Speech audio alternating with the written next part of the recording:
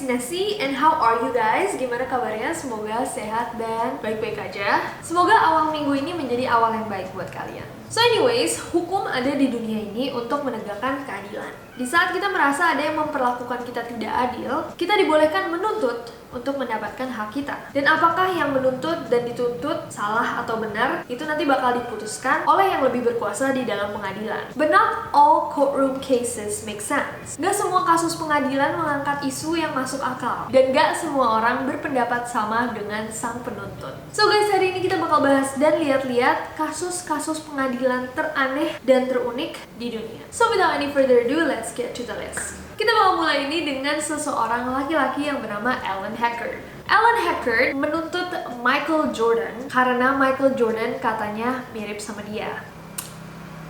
Banyak orang yang mau mirip sama Michael Jordan. Karena siapa yang gak mau mirip sama orang seterkenal Michael Jordan? Like, he's one of the most famous basketballer in the world. Tapi Alan Hackard merasa dia capek banget karena semua orang bilang kalau dia tuh mirip sama Michael Jordan. Dia sering di stop di jalanan karena banyak orang yang nanya kalau misalkan dia itu Michael Jordan. Dia ngerasa capek banget, to the point sampai dia merasa kalau itu menghancurkan hidupnya. Jadi Alan Hackard menuntut Michael Jordan sebanyak $52 juta dan dia menyalahkan pemilik Nike yang membantu membuat Michael Jordan tambah terkenal dan membantu menghancurkan hidupnya si Alan Hackard ini.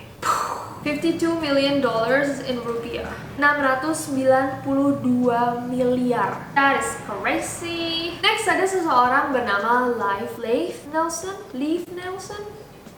Jadi Leif Nelson adalah seseorang yang tinggal di New York dan dia suka banget sama bir yang bernama Foster's. Tagline Foster's adalah Australian for beer. Jadi Leif berpikir bahwa bir-birnya Foster's itu dibuat di Australia. Tapi ternyata Foster's adalah brand Australia, tapi bir-bir yang dijual di Amerika itu dibuatnya di Texas. Ketika Leif Nelson tahu bahwa bir-birnya itu nggak dibuat di Australia, dia kesel banget sampai menuntut Foster's Beer buat false advertising atau iklan palsu. Sama aja kalau misalkan ada orang makan Indomie di Cina, terus mereka kesel ternyata Indomie yang mereka makan itu dibuat di Cina bukan di Indonesia.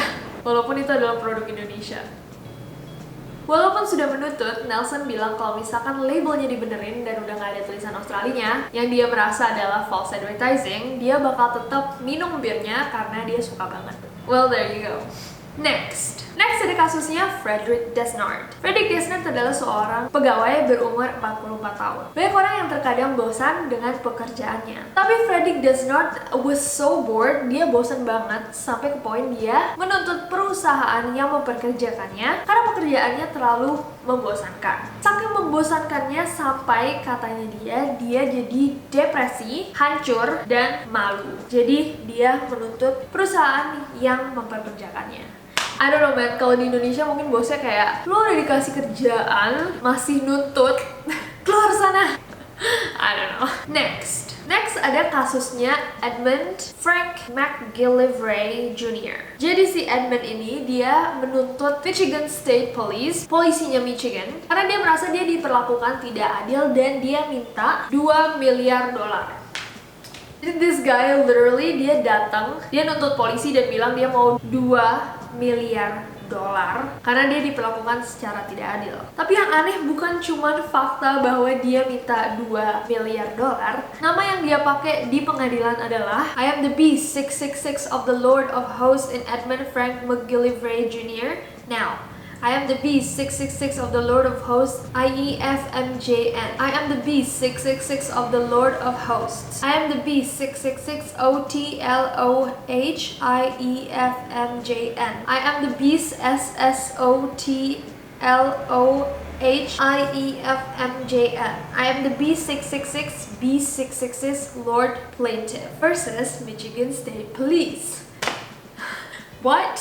So needless to say, dia kalah sih di pengadilan ini. Next ada kasusnya Kathy McGowan. Jadi Kathy McGowan ini adalah seseorang yang menuntut sebuah stasiun radio karena setelah dia menjawab sebuah pertanyaan dengan benar, katanya dia akan mendapatkan mobil. Dia udah seneng banget nih. Tapi ternyata setelah package-nya datang, hadiahnya adalah mobil mainan. Jadi bukan mobil beneran. Obviously itu cuma kayak satu pertanyaan di radio station, ya kan? Tapi Kathy merasa ini nggak adil karena dia percaya bahwa dia akan mendapatkan sebuah mobil baru. Jadi dia langsung menuntut stasiun radio ini. Mungkin karena nasibnya baik, dia memenangkan kasus ini. Stasiun radionya disuruh oleh hakimnya, the judge, Renault Clio yang dijanjikan. Woo! Yay! Nice! Next ada kasus dari seorang mahasiswa. Jadi seorang mahasiswa di Erasmus University katanya nggak pernah nyuci kakinya dan nggak pernah pakai sepatu. Profesor-profesor dan mahasiswa-mahasiswa lainnya bilang bahwa saking baunya, mereka sampai susah berkonsentrasi dan menyerap ilmu di dalam kelas bersama dia. Saking banyaknya komplain, Universitas Erasmus akhirnya mengeluarkan anak ini, di-expel, dan anak ini merasa kayak, yo, this is not fair. Jadi dia membawa kasus ini ke pengadilan. However, in 2009, di tahun 2009, hakim yang handle kasus ini bilang bahwa itu adalah alasan yang tidak kuat untuk mengeluarkan seseorang mahasiswa. Jadi mau nggak mau, Universitas Erasmus harus menerima dia kembali. Menurut kalian gimana kalau misalkan ada teman kalian yang kakinya bau banget sampai mengganggu konsentrasi kalian? Apakah fair kalau dia dikeluarkan atau tidak? Komen di bawah. Next ada kasusnya Rolf Aiden. Rolf Aiden adalah seorang playboy berumur 77 tahun, 77. Dari Jerman. Dan dia menuntut seorang perempuan berumur 19 tahun yang ketemu dia di sebuah bar. Mungkin kalian bakal kayak, loh baru ketemu kok udah dituntut, kenapa? Ternyata perempuan yang 19 tahun ini tidak mau pulang dengan si Rolf Aiden ini karena dia terlalu tua. Ya iyalah, buat 19 tahun, 77 tahun kayak... Tapi Rolf Aiden merasa kalau itu adalah diskriminasi usia, jadi dia menuntut si cewek ini. Udah playboy pakai sensitif. Next adalah kasusnya Starbucks. Mungkin kalian pernah dengar karena kasus pengadilan ini cukup terkenal. Jadi ada seseorang perempuan yang tinggal di Florida dan pada tahun 2014 dia pesan Starbucks lewat drive-thru. Ternyata baristanya mungkin masih ngantuk pagi-pagi, dia nutupnya kurang keras dan ketika diambil itu hot coffee-nya, jadi kayak kopi panasnya semua tumpah ke pahanya dia dan sampai dia kebakar cukup parah gitu, jadi kena second degree burn. Akhirnya di tahun 2015 kasusnya dibawa ke pengadilan dan dia memenangkan $100.000. Damn.